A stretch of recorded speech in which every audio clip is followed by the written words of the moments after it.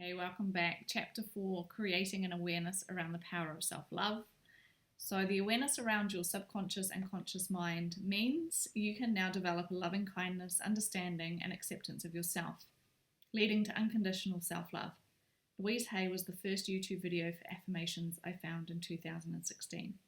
Someone saying positive things about life and healing was a true godsend and something I wasn't used to. She was well ahead of her time, and it was life-changing listening to her. What are the key self-love messages? Writing on the mirror, I am worthy, as a reminder, overcoming thoughts that we need to do better, or we are not quite good enough, and the expectations put on us. How can you get to a place of loving yourself unconditionally? Self-love is not an indulgence or selfish act, it is a necessity. I love myself because... List 3 things you love about yourself each day, for example. I care about how I feel. I'm getting through this journey. I am learning more every day. You can use a mantra. I am able to be loved. I am able to love. I am love. What are the things you can do for yourself to give more love and compassion to yourself? Once you have this awareness around self-love, you can be honest with yourself. You can look at the way you are treating yourself and view it from a third-person perspective. This is what I did. Would you let someone treat your friend that way? Would you talk to your friend the way you are talking to yourself? If someone who was close to you was having a hard time, how would you treat them? You may or may not be critical of yourself, but if you are, ask yourself this question. Consider buying yourself flowers. I found this a little weird to begin with until I saw a manager whom I had admiration for do it for herself. Candles create a sense of calm, which can help me bring more self-love into my home. I feel self-loved by taking myself on retreats, taking baths, going to hot spas, yoga days, kirtan mantra, and associating with people who are kind and caring. So the longest relationship you will have is with yourself. No longer looking outside for love and acceptance. We tend to look to others to feel good about ourselves, but we will not be able to achieve this if we don't believe it ourselves first. You can only accept the words I love you from a place of self-love, as when we hear it, it is only a temporary feeling because it's not what you believe about yourself. We are whole and complete already, yet we look outside for validation. When you get to a place of true self-love, you can be on your own for a long time and be quite happy. When you base your self-worth on financial success, you experience feelings of lack and not being good enough. Money is a flow of energy, and when you value yourself, others will value you as well, and you will attract money to yourself. Your value is more than just a skill, how you create feelings of kindness, love, and compassion in the presence of others.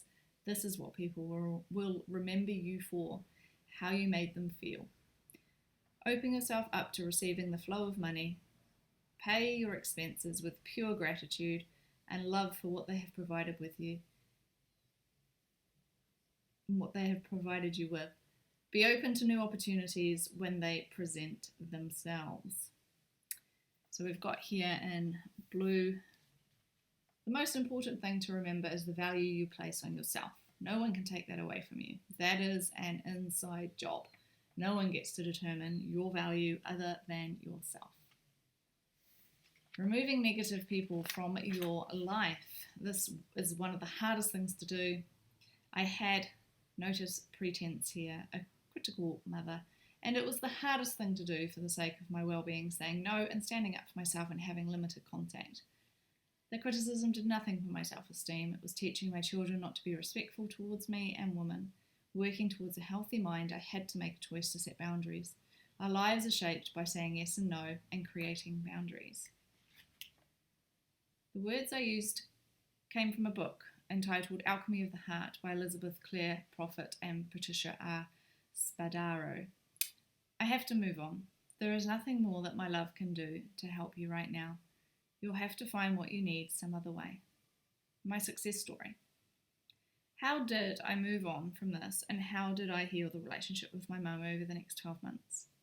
Ho'oponopono is an ancient Hawaiian chant used in their close communities to heal the falling out of members and help them regain harmony and love. In Hawaii, they live in large communities where they all need to get along. I was told about this by Michelle, as I was so desperate to heal and stop all negativity with Court and my ex. She said, "You're now ready to learn this. You're at the right state of consciousness. However, I want to share this in my book now, as I feel everyone can benefit from using it." This technique became famous when a Hawaiian psychologist and a shamanic practitioner, Ihalikea Haulin PhD, can't pronounce it very well, I'm sorry, was given the role to look after an asylum. There were 25 inmates, and he was there for 2 years. He never met anyone. He just opened their files and repeated the forgiveness practice over and over. It is simple, but you have to really understand the process behind it to have it work. Therefore, you need to do some more research into it and get the book from the library or online or watch YouTube. The sentence or chant goes like this: "I'm sorry, please forgive me, thank you, I love you." It has been compared to Buddhist techniques for clearing karma and is based on forgiveness and reconciliation between people. It worked very quickly for me. I sat at the beach watching my children play and said it over and over again and asked for the person who needed it in my life to come to me. I got my mum every time, and my relationship with my mum improved so much over the course of 12 to 18 months thereafter without hardly a word being said between us. She saw her grandchildren the weekends I had them, where my parents took them out for a few hours. But that was all. 18 months later, I had dinner with them for the first time and not a negative word was spoken. This has continued since, and our relationship is better now than ever before. She finally respects me because not only had I healed 2 souls with Ho'oponopono, I finally respected myself, and this was reflected back to me in our relationship. So in here, got this little insert. If you love yourself and you love your reality, this act of love takes you to your desires. Then this little bit in here is a snippet from a letter from the only person in the world who has ever loved me unconditionally, whom I had a short relationship with 10 years ago. "You have so much enthusiasm and potential. You are the most caring, sensitive, loving, and positive person I have ever met. You are the most perfect specimen ever in the world." I saw what he was saying, but deep down I still ran away from it as it was so unfamiliar to me. I ran back to a man who didn't treat me right. From my heart to yours, I want you to say this out loud. I am the most wonderful, perfect specimen in the world. Action step, self-love game. Think of 10 things you can do to nurture yourself. What songs make you feel like you're in love, and how can you create this feeling more often? Take away the crutches. Looking back, I know what mine were. Male attention, needing to be around people to feel things that are okay. Looking for males to provide my happiness and make me feel worthy. In April 2019, my life changed. I found my family. This is my go-to now for nurturing myself. Submission and transcendental sounds creates a feeling of being present and bliss. Meditation New Zealand assists with self-realization by chanting mantras and holy names, which stills the mind and creates the whole room's vibration. It increases the whole room's vibration. It's very powerful. Mindfully giving love to your family. I have recently heard the quote, "Be the person you needed when you were younger," by Aishna Siddiqui. My answer came quickly. Love. And this couldn't be more true for my journey now and how I am consciously and authentically giving love to my children, myself, and everyone I meet. By not assuming because my children are fed and provided for that they have all they need. They need the same affirmations to build their own self-love awareness. My son, who is about to turn 5, said to me the other day, "Mum, you are love." The day after I saw the above quote, he said it again the next day. "You are a ball of love." So beautiful. Many people have commented about these 2 amazing children and how many people love them. They are very resilient, loving, and kind, and I feel so blessed. Creating love into our family involved giving lots of hugs. If they ask for one, give them 2. When they first wake up, tell them how amazing they are or something positive to start their day off. At breakfast, ask what each one is looking forward to today. 15 minutes of child-led play for each of them. Write a love note and put it into their lunchboxes. Sing happy songs in the car. Skip to daycare. Play I Spy or guess the animal in the car. Most importantly, tell them they are important and ask them what they need. What is the game they would like to play? Let them feel powerful.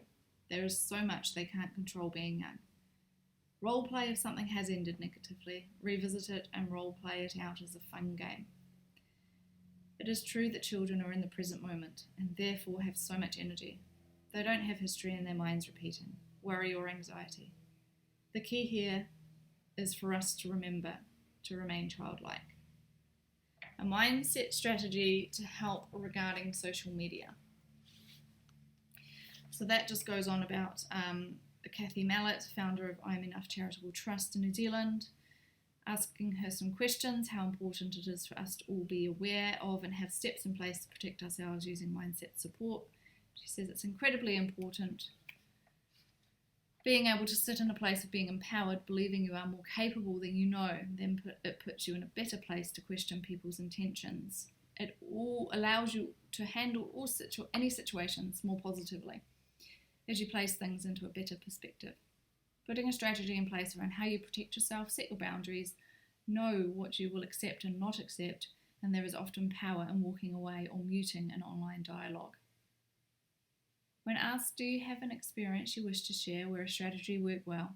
Kathy answered, strategy that works well is understanding that and being enough. It's the first time a generation of becoming adults underneath the spotlight of social media. What I do think is important in the online world is to start those conversations with those you care about. It's about letting them know that they don't need to be judged and they can walk away from the situation. If they need support, you will help them find that support. The support can come from a responsible adult, it could come from a teacher, it could come from a helpline, or it could come from a school counsellor. As young people, you do not need to handle the problem. You may want to chat to your parents. And parents or responsible adults, and as parents or responsible adults, you have a duty of care to respond to and action any concern raised with you. Love languages, partners. This is the last couple of paragraphs. The book, The 5 Love Languages by Gary Chapman, is highly recommended. It covers how we feel love. Is it through acts of service or is it through positive affirmations? I believe there is now a 6th love language, distance or time alone to recharge and get ourselves back into alignment. I recommend you check this book out. I believe from Michelle, my spiritual life coach, that when we become a vibrational match to what we want, it will appear in our reality in divine timing. We need to practice patience and perseverance, and sometimes it comes at the 11th hour and 59th minute. If a relationship doesn't work out, focus on the positive aspects of the person, don't lose yourself, and who you are as a result of meeting someone. Remember self-love, centeredness, and following your purpose. I know I was conditioned to think everything is hard. Love is there right now for us. All we have to do is open up our minds and our hearts. I've realised love is meant to be easy. I'm so conditioned that it needs to be hard work to get these things. Working on your old beliefs that no longer serve you is key. I've also realised that you need to keep your head strong and love with your heart. But if you're obsessing over someone, you lose yourself. The mind can take over. You need to attend to your vibration because you need to make sure you are the very best version of yourself. If you're feeling like you need to have time out, go for it. Research and homework. For the next week, find a video on YouTube about self-love. You will be surprised at the amount of information out there. And did you know the heart has an astounding electromagnetic field 5,000 times more powerful than what the brain is producing? Research findings suggest that the electromagnetic signals produced by the heart can affect others around us. Much love.